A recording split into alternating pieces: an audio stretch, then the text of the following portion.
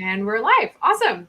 Happy Tuesday, everyone. Welcome back to Fight Club. Happy Tuesday. Happy Tuesday. We're back. We're back. We're missing one. Michelle's on vacation this week, so we hope she's enjoying the Florida sun. She's in my state, but I don't get to see her, which is okay.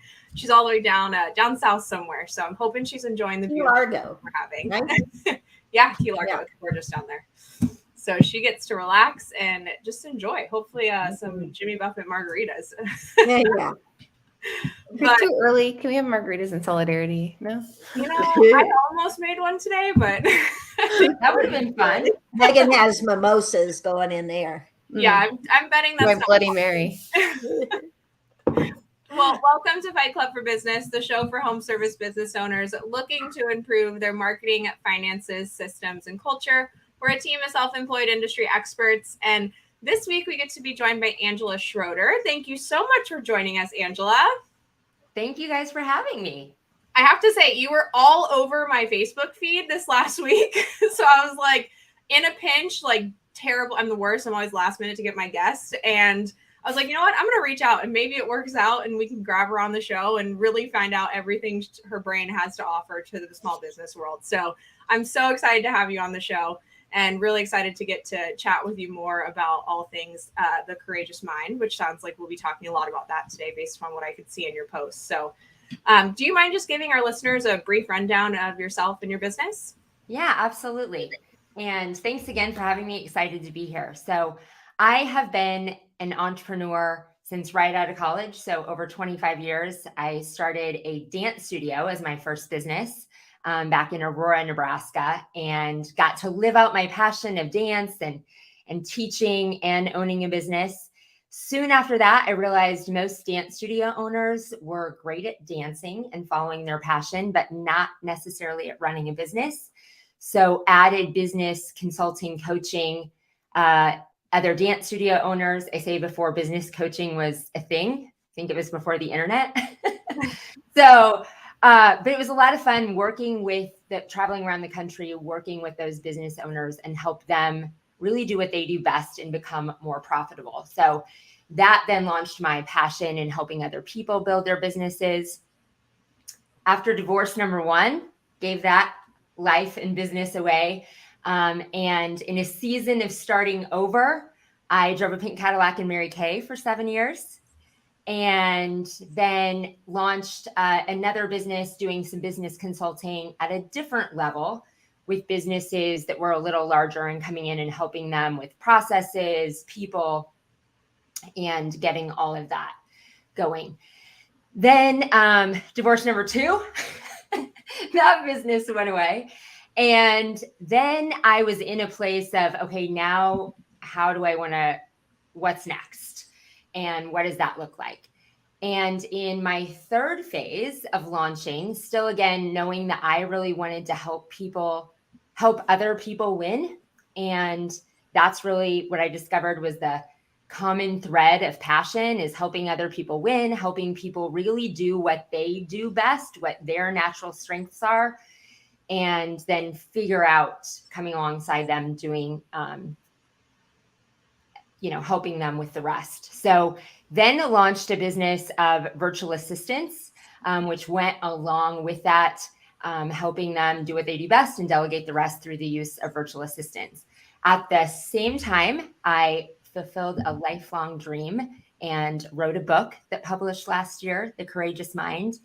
And it has been a ton of fun getting to launch that into the world. And really in the last year, doing traveling and speaking about courage and helping people overcome their fears. And newer to this home services space, that's only really in the last couple months. I met Dan Plata at an event. I held a mastermind with a friend here in Omaha, and it was more for the home service space. He owns a lawn and land care business and lawn and landscape business. And Dan came to our mastermind and said, hey, I like your energy. I want you to be on my radio show on Turf Step Radio.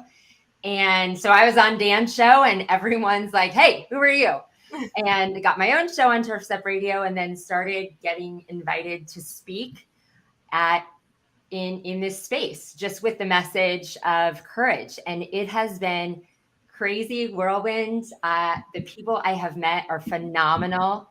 And like you said, you saw me all over. I decided at the last minute to go to Sales Boost because I just keep following open doors and am loving the connections of the people in this space. Awesome. Yeah, it was definitely, I think I can speak for all three of us. I was like, I saw your name everywhere and it was just like, we've got to talk to her. She's another powerful, awesome lady and definitely has some great value to bring to the community.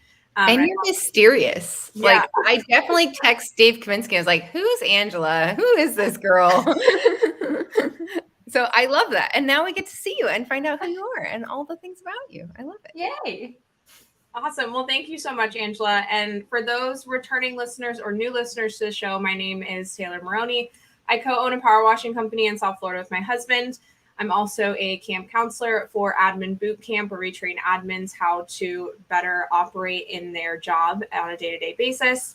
And my background is what I love, and it is in marketing. And have been blessed to be able to launch an Instagram page that I'm kind of become a micro influencer, I guess you can say. I don't like to talk about it too much, but these ladies love to make sure I add these things into my bio. So kind of changing things up a little bit here, but I also love talking with business owners about how to really understand their numbers when it comes to marketing and make better decisions, better adjustments based upon that. So excited to have you on the show, Angela, and welcome back to Fight Club, everyone. Yeah, awesome. And my name is Megan Likes. I'm the founder of Bookkeeping Academy Online.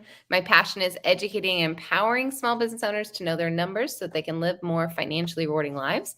I also own a full service accounting firm called Likes Accounting Company, and I own a window cleaning, gutter cleaning company with my husband, Jeff, in Northern California, and a slew of other things that have been percolating lately, but I will keep it to those primary three. And I love being here and I love meeting new people. And Angela, I love this idea that you've had a passion of helping people do what they love. And I think that's so important. And the Mary Kay car, we had another guest recently, Susan Best, who was a Mary Kay consultant. And so I love the hustle of that. And I love the sales strategy of that. And I just love the history of that organization. So very cool that you shared that. And we're happy to have you. Thank you. And my name is Martha Woodward. I used to own a maid service for about 13 years, and I co-founded Quality Driven Software, which is an employee performance tracking software. And just like talking about culture, but I'm very intrigued by today's subject, so it'll be fun. And I guess, Tay, I'll let you officially start us off. You've got it. Awesome. So I get to steal you first, Angela. And we are going to talk a little bit about marketing. And what I want to talk about in marketing is more of we're kind of going to focus like on the business owner a little bit and where they do get that courage to launch themselves into building a marketing plan, because that I always feel like gets business owners stuck. It's something that I've talked about in the show a few times, and they don't really know where to go. They don't really know how to navigate that side of the business world, because everyone always jokes, and Megan says all the time, marketing's the fun, the sexy, the colorful side of business. But when you really get into it, it is a lot of logistics and a lot of numbers and a lot of things that can scare a business owner. So kind of when you are stepping into helping business owners kind of start to grow that side of their business, what's really your first step in really talking to them about marketing? Where does that begin? Yeah. Like you said, there's so many components to it and components that people don't understand. And marketing is something, as we all know, that is changing so quickly, and probably more quickly right now because of AI than at any other time, right? Marketing has changed along the ways of my first business. There really was not internet, and I advertised in the newspaper and the Yellow Pages. I was going to say probably Yellow Pages and newspaper. I feel like that's our first marketing back, 15, not even that long ago. I mean, we're talking like 15, 18 years ago is like really when we were operating in that. We act like it's like forever ago, but it's not. Now it's changing though at lightning speed, right? Because of AI, trying to understand and beat the algorithms in Google and social media and everything. Even the experts are having a hard time keeping up. So I think it's more important than ever to really partner with someone, to find the marketing expert that you trust. Not just hiring a marketing company that says, hey, we do this, but finding a real partner that you can align with, that you don't have to worry about that. I think a lot of people had business owners maybe thought they had that creative, fun, like marketing sexy, like you said. Yeah. And they are like, oh, I'm a creator. This is my opportunity as a business owner to be in some creative space and control my marketing a little, right? And spent too much time in it and aren't doing things that are effective. Absolutely. So that's what I talk to business owners about. Like, you can spend all the time in the world creating your pretty posts, and unless you know what you're doing, those awesome social media posts, that amazing website, it's like putting a billboard out in the desert, because unless you know what you're doing, no one is going to see it. So, stressing the importance of finding a partner that you trust, a marketing partner that you trust, that is going to be studying and doing the right things. And then that partner is transparent, and that you can really see, again, with technology, you can see the results. You can see directly what this social media marketing, how many hits it's driving to your website. If they're not really honest and transparent about that marketing funnel, what you're doing at the top and how they're driving people all the way through it, then that's a problem as well. So absolutely. There's a few key things that you said that I want to touch back on. And the first one is a lot of business owners do love marketing. Like you said, it is their opportunity to be creative and to be, just let loose and not worry about the like stressful side of business, I guess you can say. But marketing can be just as stressful and just as, detail oriented as other parts of the business. And if we're not doing it properly, like you said, then we are wasting time and energy in a space that could be handed off to an expert and really be able to handle that a lot further and better. A good point, like you said, is spending a ton of time on a post that, we're looking for the perfect image. And I tell our admins all the time when I'm teaching them about social media, it's not necessarily about the perfect image. It's about consistency. And it's about building that brand relationship with your clientele in that social world. So it is tough to see sometimes, and some business owners are great at it. And I will absolutely give them pat on the back every time because they understand that side of it. But if it's not your strength, Angela's completely right. We need to get you an expert. We need to get you with someone that you can partner with. And that's the key term that I love that you used, is a partnership goes a lot further than just hiring a marketing company, right? A partnership means communication. It means clear guidelines and understanding as to what your goals are for the marketing side of things. And then we're able to track and make adjustments and see the improvement, as Angela said, through that funnel. If we're not tracking it and understanding it, you're wasting your time at that point. I always tell people, if you can't see what your marketing company is doing and they're not giving you feedback and like a dashboard or something that you can visibly look at the numbers, even if you don't understand it. But that transparency is so important. So that way you can see as a business owner exactly what's going on. And you're not thinking you're living in a world of like Wizard of Oz and magic is just happening. Like we can't think that way with marketing. It is something that is very goal-oriented and driven and does have tasks to get to those points. So that's honestly, all of those things are very important. And when it does come to marketing, what's kind of been your favorite in the recent kind of months that you've seen with the changes? Because I know a lot of people, some people like love reels and love kind of the short video content format. Some people still really love sticking with traditional formats like email marketing and doing newsletters and really touching with their audience that way. Is there anything you've seen that's really been able to kind of change your perspective on marketing, or something you've tried or anything along those lines that you've really liked in the past year or so? Yeah, I like what you've pointed out of like as Reels started becoming important and the live video more and more important, right? And live video, I would say I love it. I love seeing the authentic side of people.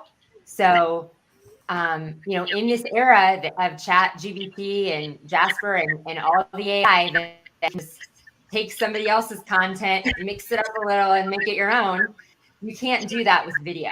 So the importance of video, and reels were really important, and now they're becoming mixed and less important.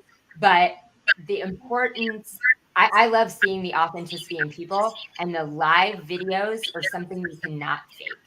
So I think that is powerful, whether you're doing, Facebook lives or you're creating videos and you're talking in your stories all the time. It is a way people do business with people they know, like, and trust. And it is a way to connect with your audience and be authentic.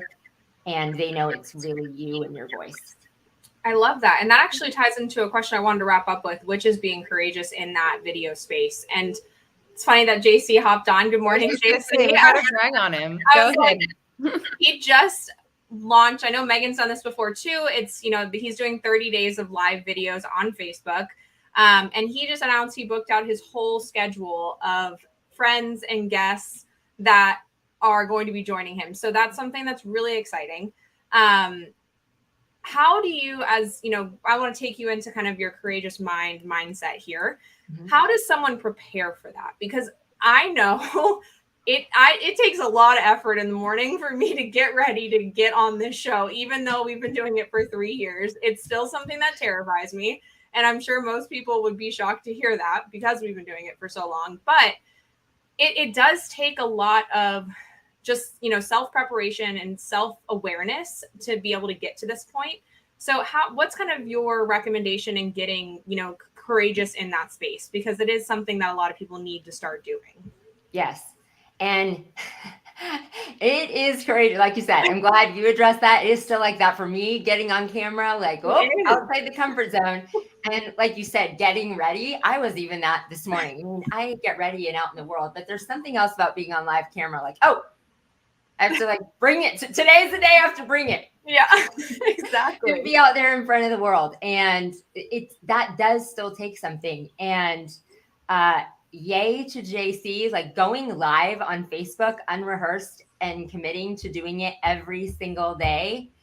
That is a big step. And I know it's not something he was comfortable with in the beginning, day one. And you can already see, I can't imagine at the end of the month when you just make that commitment and say you're going to do it, and how much more natural it becomes every day, because it isn't easy the first day. But that's so many things, taking the first step. And when he told everyone he was doing it for 30 days, there was no go. Oh, I think we lost her a little bit there. Is it me? It could be me too. Back, right? First step that you have to take. Committed to. We lost you a little bit there. So do you want to kind of circle back? Yes. Okay. Where did you lose me? Anyway, once he was committing to 30 days and then kind of going into that. So then it's only the one step of courage, right? And then you've committed to showing up. Also, like I said, it's still big for me. And my podcast, just like yours, is live. There's something different about live than recorded video. But so many times when you do the recorded video, we spend so much time editing it, right? And exactly. 30 takes later, I still don't like what that looks like.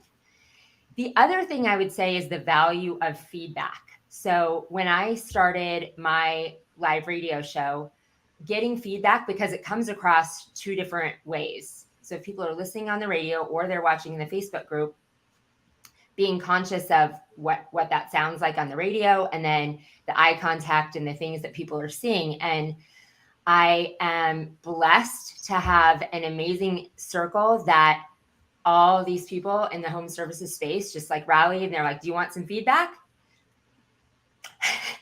And I'm telling you, I was like, those first couple weeks weren't easy, them digesting and dissecting every single move of how many times did you touch your hair? I would look up to the right, or say this, or change the tone, or sound like that, you were natural and then your question was rehearsed. So, but it makes you a better person. So if you really want to commit to that live, I would also commit to, doing those videos, the value of getting feedback, because it makes your message so much more powerful. Awesome. Well, this was a fantastic little segment. So I appreciate you taking some time with me, Angela. I get to pass you off to Megan now so you guys can chat a little bit more about finances.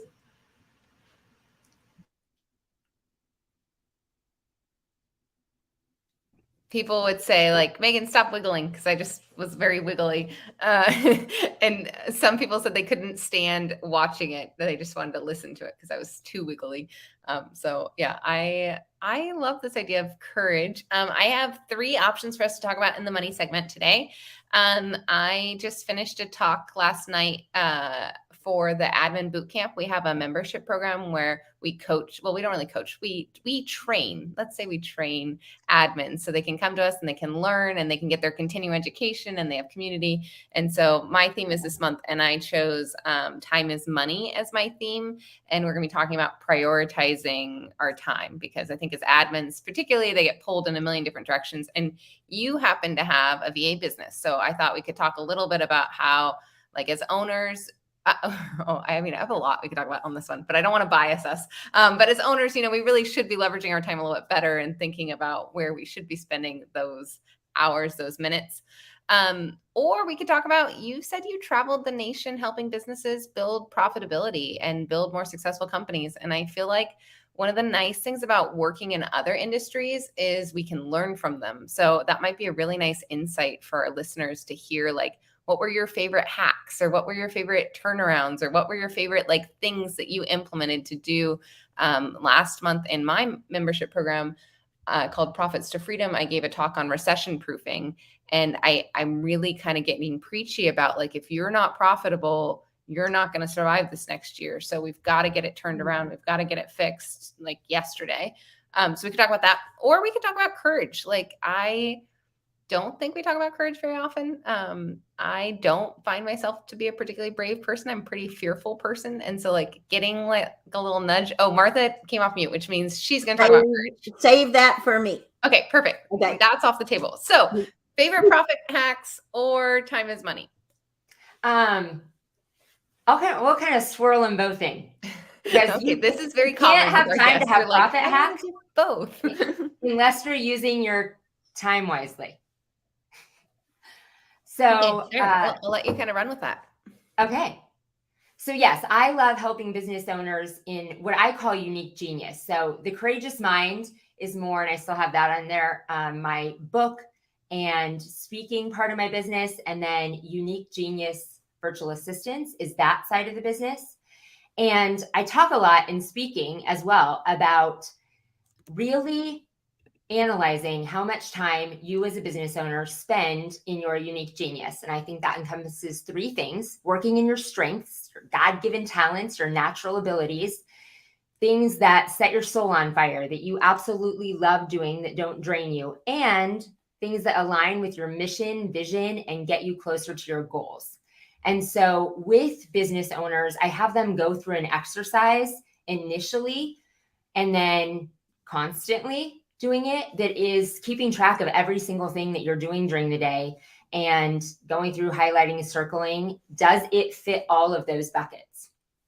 And if it's not all of those things, then even if you're really good at doing it and it's getting you closer to your goals, if it's sucking the life out of you, it's probably not something you should be doing either. So then how can we go from there and then delegate the rest?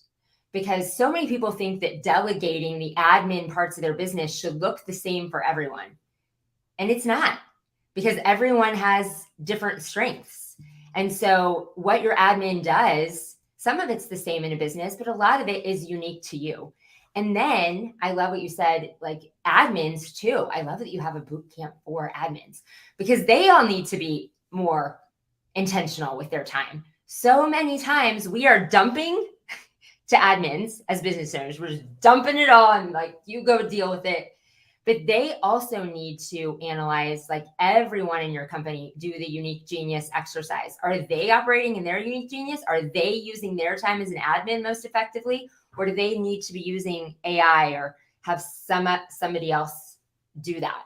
I love that. I have my, at my accounting firm, I have my leadership team in a program called Bergflow, and Bergflow talks about like how they're building up leaders, and they do weekly trainings. And I was in a meeting yesterday and they're like, Megan, you're not spending enough time in your 20%. And I was like, I don't know what you're saying. Like, you're not speaking English. What does that even mean? And they're like, Megan, because we did a time audit yesterday based on the org chart, which is very healthy exercise and kind of inspired today's class. So if you've not done this, Angela just said, do a time audit. And for me, what I'm realizing is the people that report to me, because I dump so badly and because I'm terrible at prioritizing, like they have a hard time juggling. They're like, okay, Megan wants me to be in 12 places at once. And they're stressed out because I want them. I mean, I'm in 12 places at once. What's wrong with you? Can you do it? Like, keep up. Let's go. So we did this org chart time analysis. And at the very end, I was like, well, I want to do mine. And when I was done, that's what they said. They said, Megan, this is all I am currently scheduled for 42.5 hours a week of meetings. That is what my calendar looks like. 42.5 hours every week of meetings. That is like the standard. And then they come back and they're like, what about your 20%? So I think what you're saying is your genius zone, right? What are the things that are uniquely you? What are the things that only you can do? And what are the things that you should be doing in your company, in your life? I'm going through this right now in my marriage because my husband is gone.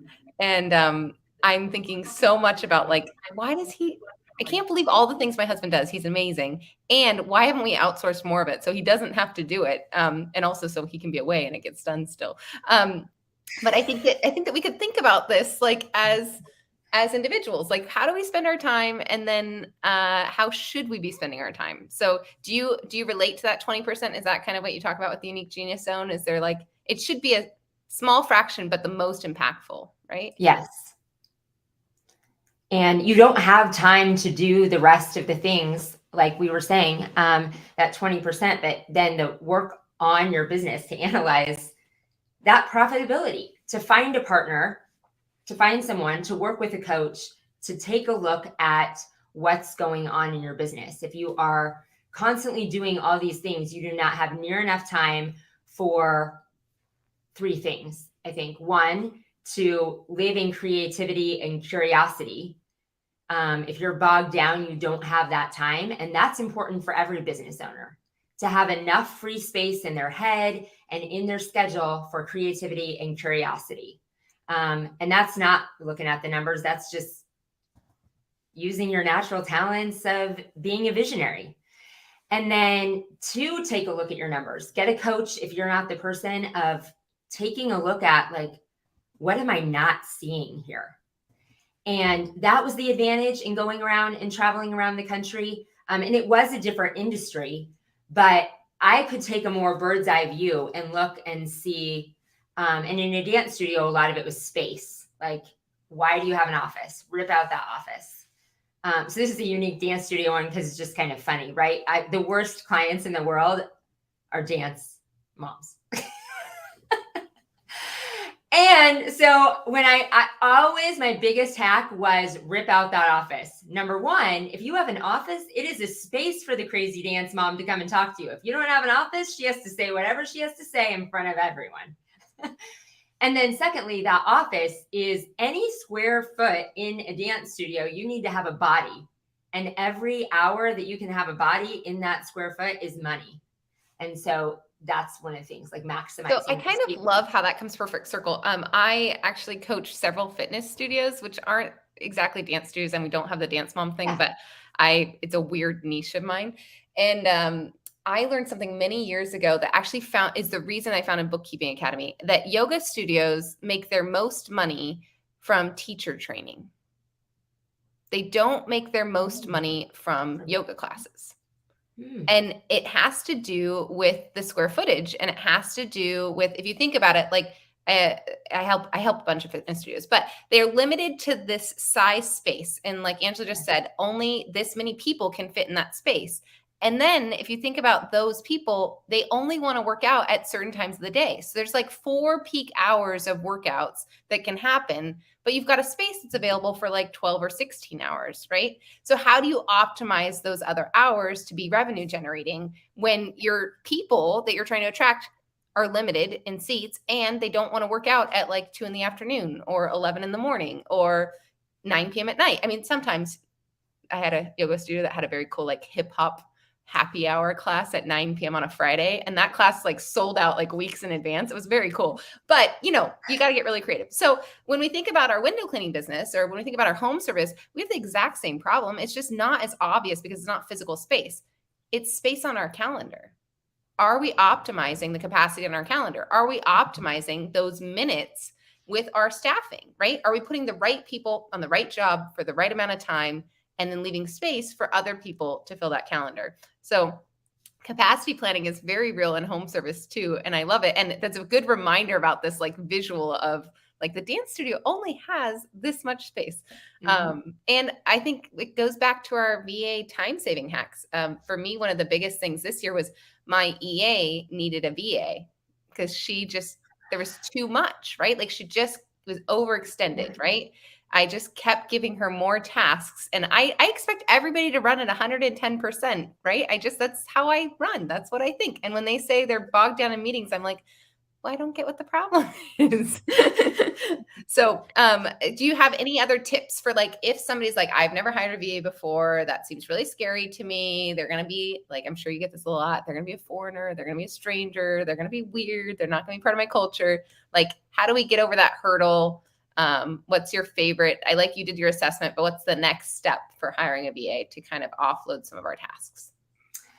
I think it is working with someone that can help you, that you as a business owner need someone that stays with you as a coach in working with your VA. So many people hire one, they don't do it the right way. They don't get a personality match. They don't get a pace of play match. And you and I had this conversation. We got the opportunity to sit at the same table, Megan, like we have a style. The Steve Jobs every time I see you, I'm like, she's me. We're the same. We wear all black. We have black nail polish. We talk fast. We smile a lot. We are the same. Yes. And we want to just people to figure it out. So we're talking about like, what would our team be frustrated about? And so it's important to hire somebody that is a match, right? Some business owners lay it all out. Here's the plan. I want you to follow the plan, my plan, and are more doers. You and I need people that like I hire smart people so they can figure out what to do. I want you to just figure out what to do. I'm not going to tell you. Here's a broad explanation of the solution that we need and problem solve. So it's one, you have to have that right match, right? Otherwise it's super frustrating. So getting the right match of a person that can come along, and I call that pace of play, that it is a person that is okay with your energy and the way that you offload tasks. And then really tightening up and strengthening that communication. You mentioned, how do they fit into my culture?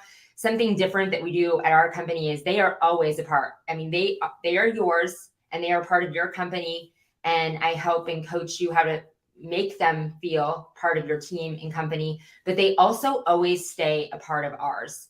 So we have huddles and personal development, and they're together with other people that are doing the same thing, working at home. So it provides that strong sense of culture and loyalty. And then they also have a support system, which, like I said, I'm obsessed with this admin boot camp that you have, like helping those people be better so that they can help each other be better and have resources to constantly get better themselves. I love that. Martha and I hired our first VAs together 3 years ago. It's been a couple of years. And we had this epiphany together. Like we were doing this separately, but together. And we were like, they're on our team. Even though they're over there, they're on our team. And like Martha had pay for performance built in with her VAs within like a week. And she was motivating them, even though they were hired through an agency. And I feel like I had a mini moment where I was like, well, they're an offshore team. That's going to feel different. And then it just, that lasted for like 2 seconds. And now it's like, no, they are part of my team. They are part of our team. They are on our team. Yeah. And that feels so good to be supported by. We had a VA that we worked with for like 2.5 years, and she passed away actually. And Ah. it was this serious loss, like this huge grief. And we're like, we've never met this person. Like there was this deep connection. I still think about Vanessa regularly and miss her. And we had to build a team in the Philippines that they were grieving, right? And so it was it's a hard hurdle, I think, to overcome, to say I need help, and this is a solution that I'm willing to entertain to help me. But I will say that it has really helped me and my team leverage our time, and it has really enriched our culture here locally by adding offshore support, because like they celebrate birthdays in the Philippines like big, and they love Christmas and 13th month bonuses. Like we have inherited a lot of these very cool Filipino traditions by working with an offshore team in the Philippines. So yeah. I think we hit it. I think we hit profit hacks, like looking at your capacity, like what is your ability to generate revenue? Looking at your own time. There was a book called Double Your Profits, and it was this cute little short book, and it had like 100 chapters, and every chapter was a profit hack.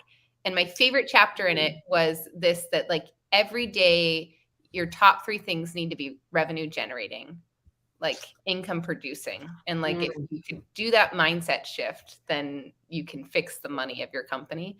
I loved that. And also the setting your soul on fire. I feel like people don't really talk about that much. But if you're getting de-energized by your work, your team's going to feel it, your clients are going to feel it, your business is going to feel it. So finding energy in your calendar and in your day-to-day is very cool. And I'm going to revisit my calendar as a result of this discussion yet again. And we're going to pass it to Martha, and hopefully you're going to talk about some courage or people or I don't know. She always has something cool to talk about. I'm going to be quiet. Megan, she talked about how she likes to work all the time and blah, blah, blah. And it's hilarious because if somebody is unavailable because they've carved out personal time, it's, she's like, I don't know. I mean, they don't work on Friday or whatever. He's talking about Dom, for the record, and it still baffles me. Dom would not meet with me on a Friday. I'm like, why not? It's a Friday. I'm like, have you ever read the 4-Hour Work Week, Megan? Yeah, I have. No. So courage, it can come out of anywhere, but I really can't imagine. I'm in a group called Girls Love Travel, and there's like millions of people in there. And I read these stories now and then of people who like went through a divorce or some kind of abusive situation or just something that was life altering, and it's, they might sell all their stuff and quit their job and then go travel the world for a year. And I'm so inspired by, I mean, I'm not going to do that, but it's just big life events do make or break you, literally, right? I mean, Yes. they make you either get courageous and take action, or sink down into, depression or whatever. So let's talk about that. Like, I mean, obviously this has been a big part of your life. And when you write a book about something, it's all consuming for you. So let's talk about like how you had to make the decision to be courageous and what you've learned along the way that would help somebody else. Yeah. So I chose the title of the book. I mean, that word just kept coming back to me from the people that I knew, my own story of businesses, and then other business owners that I knew. Like, what was the thing that separated people from good, great, to really great, right? Because there's all kinds of business owners, and some people are in business and want to be a business owner, and they're always happy right here. And what is the difference in people that are the most successful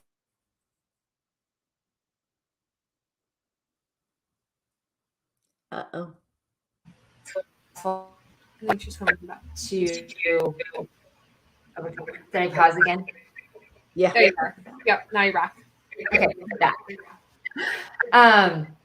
But that courage to overcome, whether it be a big life event personally or something in your business. You know, things happen in business as well that are big failures. And for me, yeah, it was overcome 2 abusive marriages. But the hard part of that in both of them was leaving businesses behind, of like, I know I can't, like, I literally can't survive this anymore, and just leaving everything, and the courage to completely start from nothing. Again, I start, there's all the multi-millions that I built, and now I'm going to restart over, and the courage to restart. The thing that in the seasons of how did I bounce back, that first time, somehow I just bounced right back. Like, okay, I have absolutely nothing. I'm not going to go to work for somebody. So here we go. How fast could I earn some money and a free car and Mary Kay? The thing that I've noticed in this season is a different type of courage than I wrote about in the book. That was just like your natural, like harnessing that champion within and the willingness to run into the fire, and that, successful entrepreneurs, and I see that in all of you, just run. You don't think about running into the fire. You're just like, here we go, armor up. But the importance of, like, when you said from failure to come back to restart, what I value so much now, and I could have never imagined, like, the amazing community in this home service space, but how important that having a tight-knit community is, of having that support system, and people that are not only elevators of your mindset, that people that you're around that elevate your mindset, that make you think a new thought. I was saying, sitting at the table with Megan, I was like, oh, now I'm thinking even bigger and crazier. But that's how I thought of it before, that the people I surround myself with make me courageous because they elevate my mind and make me dream bigger. But now I have learned the importance of that community as a safe space to be vulnerable. That when things aren't going okay in your business or in your personal life, a lot of times as a business owner, it is not a safe place, even no matter how awesome your relationship is with your partner or your spouse or your family. They're not necessarily the safe space to share what's going on, to share your big dream, but to also share your insecurities, because they're not on that level of that dream. So the importance of having that community that has your back, that you can have conversations about what you're scared of, how you can get over them. You can have vulnerable conversations about things that aren't going correctly. And that determines, I think, is the biggest determiner of your bounce back ability. Because if you have a strong tribe around you and everything goes wrong in your business or your life, they're going to make sure you bounce back. Yeah.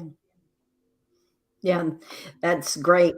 And I think that for a lot of the high level entrepreneurs, they have learned along the way that failure is actually a good thing. I think when you stay at one place, you tend to not want to push the limits for fear of failure. And those people who really go after it, they know that there's value in learning what not to do. So it's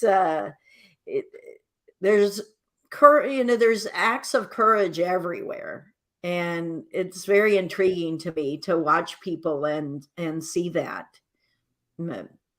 And along your lines of coaching all these different industries, I've said it before, I love being around people from other industries. Like when I owned a maid service, I really, after a certain point, it wasn't that I didn't still love my maid service owner community, but I needed more, because these other industries, they approach things different ways. And if you only learn from one kind of subset of people, then you're going to do things the way they've always been done.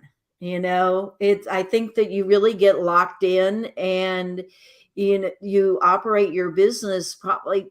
I see it a lot where you're operating your business like, well, it seems like most people do such and such. And like when you were talking about the space and maximizing that space for revenue and all that, it was because of a certain type of business that made you really think that way, whereas those of us who have an office, I had an office, and we used that. We had like 1,700 square feet, and we used the 1,700 square feet maybe an hour a day, and but it wasn't till the very end that I thought that way. So I could have learned that lesson a lot earlier on. So anyway, well, is anything else you want to say before I pass that back to Tay? Because we're going to start some homework. Oh, homework. I love your reflections about how you absolutely can learn from other people. There are, it just reminds me of that. I think there's two types of business coaches as well, or sometimes different seasons that you need coaches. And all of the things that you guys talk about and align with people, like sometimes you need a coach that's a blueprint coach, or that you need a conference that's in your industry that is like, here is the blueprint. This is how I was successful, and I'm going to help you. Here's the blueprint, so you don't have to create it yourself. Here's the things that I failed at. Don't try those. Those don't work. Let me save you with the mistakes I made and the efficiencies and processes. And here's the blueprint. Run with it. And then there's the mindset coach. And that doesn't necessarily have to be in your business, or it can be masterminds of people that aren't in your business. And that is just all about your head, right? It's all about that courage of what fear is holding you back. What are you unwilling to do? Are you unwilling to look at your calendar? Are you unwilling to look at the way you offload things? And yeah, are you insecure? What insecurity is going on in there that makes you not willing to go on camera and be live? And so a coach to work through and identify, or with groups or with a mentor that is really diving deep at what things that you're not willing to look at yourself. And that's different. Like I said, that the two types of courage that I talk about too go along with the two types of that business thing. If the courage just to run into the fire and do big things in your business, or the courage to be like, I need to take a look at myself. What have I not healed within myself? What do I need to do so that I stop having triggers and am not a good leader to the people that I'm with? Right. Yeah. That's awesome. Okay, Tay, you want to start us with the homework? You got it. So Angela, you're more than welcome to give some homework here once we go through our 3. But for our listeners, this is about to be 3 to 4 pieces of homework here. And that is a lot to do within 1 week.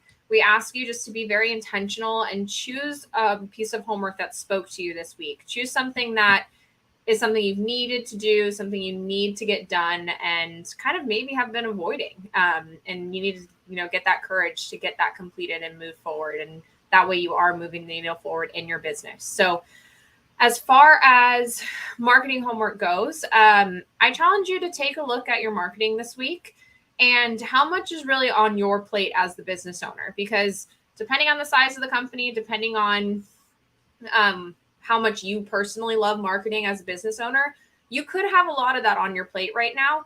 And it might not be operating efficiently, right? We could just be operating at a very standard basis, where instead we could be operating at a higher level by bringing in a marketing partner and someone that can really guide you as an expert, or fully hand that off to an expert. So I challenge you to take a look at that this week. How much is on your plate, and how can you bring in an expert to really offload that fully, or even help guide you in what you're currently doing for the marketing side? I was listening and I was like, wait, I'm thinking, how am I going to do this? I'm taking notes over here. Oh boy, you caught me. Okay, so we were talking about so I took this class from Sid Graff, who is in our mastermind group, which we're all in a mastermind group called Business Bourbon and Bullshit. Oh wait, no, I lied. What's it called? Yeah. AMP. That's right. Okay, I like the old name better. I didn't say that. AMP, whatever. But we get in a room where we get to be vulnerable, like Angela was talking about, and we get to be with people who are going through similar struggles, and we are like networking with people who are in different industries. Martha, you did not plug, but the QDS conference, I think that's one of my favorite things about it is that it is multiple industries. It's not a maid service conference. It's not a lawn care conference. It's not a window cleaning conference. And our window cleaning company has really benefited from going to QDS and hanging out with maid service owners because that's what's brought our language around maintaining clean and keeping clean in our window cleaning business. Sorry, tangent. But one of the things that there's a train, sorry. When I first met Sid Graff, he was speaking at the Huge Convention, another good conference. And he, I think his topic was the $10,000 hour. And he basically had us figure out how are we spending our time, and he had us put it in different columns. Is that a $10 task, a $100 task, a $1,000 task, or a $10,000 task? And I haven't done that exercise in a while. So I think that's what I'm going to do as my homework this week. And I'm going to challenge you all to do the same. It's not just a delegation task. It's not just an awareness of how we're spending our time, but it's also thinking about the value of our time. So if we all only have, let's say 10 working hours a day, or let's say, 2,080 working hours a year, are we getting the most bang for our buck in terms of those hours? Are we really leveraging our time the best way? And then if you want to get extra credit bonus points, you can kind of put Angela's filter on top of that. When we look at those list of tasks and you've decided which column of dollars per hour it is, then maybe add extra columns to say, is it in your strength zone? Does it set your soul on fire? And does it align with your mission, vision, and goals? I think if we could be more intentional with our time in those ways, we can really deliver some epic results. So I'm going to do my own homework this week, I promise. And that is very little to do with money, except for the fact that time is money. And to me, in my world, it is the most precious resource I have. So. I was waiting for Michelle. Michelle's not here. Okay. So my homework is going to be, and I think I've given this homework once before, but I want you to expose yourself to other industries, other types of businesses.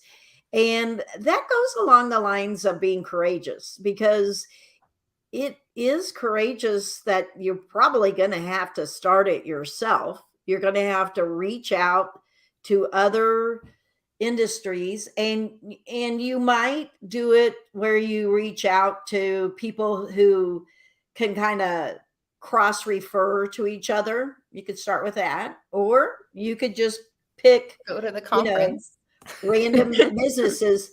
And then I'm going to add that you should set this up on a regular basis, and then add the JC part where they do business owners meet for lunch, and they have said, each person is going to tip their regular amount plus an extra, I don't remember the amount, like an extra $50 or something like that. So you can do, accomplish two things: get outside your little box and learn from new people, and be philanthropic at the same time. So that's your homework. And then Angela, what homework would you like to give them? Yay. Well, it's great because Megan, you already offered the Unique Genius exercise, and that is on my website if anyone wants to look at that and didn't remember the components of it, of how to do it. So now I get to do one that is more about courage. I have a couple courage questions as homework, but I would say the first homework is register for your conference. Because the importance of showing up, like I just came off that experience where you guys all saw that I was at Sales Boost. Yeah. I was on a 3-month of travel of places that I had suddenly planned to be in the home service space. Like I had just landed from speaking at Clipicon. Had nothing to do with that, but knew all these amazing people were going to be there. And I just thought I was supposed to show up and have those conversations. And I can't imagine having not been there, right? It's nothing in my industry but just the conversations. Yes, I took things from the speakers, but the most powerful things were breakfast, lunch, dinner, conversations in the hallway, in between. And those relationships and connections change your life. So that's my first challenge: register and show up, because the people you spend time with will exponentially grow your mindset, your business, and your life in the next year. My questions of courage, and like I said, I could not be more passionate about that. Just show up. And the questions about courage of what have you been unwilling to see? That's a deep one, but what have you been unwilling to see within your business or within yourself? Sometimes we know the numbers are wonky and we're just not willing to look at them, right, Megan? People just don't want to look at those numbers. Head in the sand. Oh, we just lost her again. Uh-oh. Oh, What have you been unwilling to see within your business and yourself? And yes. Am I back yet or no? you're back. You're Yeah. back. Okay. Okay. What fear, last one, is what fear is holding you back? That's a good one. Yeah, I love that question of like, what would you do if you weren't afraid? Or I often will tell myself, like, it's only going to have to take 30 seconds of bravery. I saw that in a movie once, and I think about that a lot. Like, I just have to be brave for 30 seconds. And usually it's a text message. People say I send the weirdest text messages, but it's for that reason, because I got brave and I pressed send, even though I probably should have talked myself out of it, but I sent it anyway. So what fear is holding you back? Love it. All right. Well, Angela, if a listener of the show wants to get in touch with you, wants to reach out, find a little bit more about, the Courageous Mind or the Unique Genius, what would be the best way for them to get into contact with you?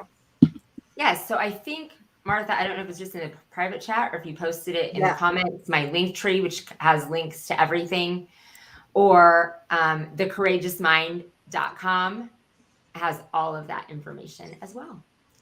Awesome. So we'll go ahead, and it looks like we've dropped that here in the comments. If you guys want to go ahead, there we go. The link tree is posted here as well. And then I guess I'm going to fill in for Michelle today. I found a quote to end I was just looking. Good for you. Go. Yeah. One, and it works out perfect. So it's by Brene Brown, and it says that courage starts with showing up and letting ourselves be seen, which I think really ties into a lot of what we spoke about today. So thank you so much, Angela, for joining us. This was a fantastic show, and absolutely loved having you on, and definitely think we'll be seeing you around more in the speaking circuit here. Yeah. Maybe in New Orleans. Maybe you're going to show up. Yeah. We're celebrating my birthday. Come. Exactly. I was like, you already invited me to the birthday party. So happy to There's only That's right. We'd love to have you. He's going to sell this thing out, and I'm going to be sad. But yes, come. Absolutely. See you guys all there. All right. Go fight. Go fight, everyone. Have a See you great next day. See you next week at 10 a.m. Eastern.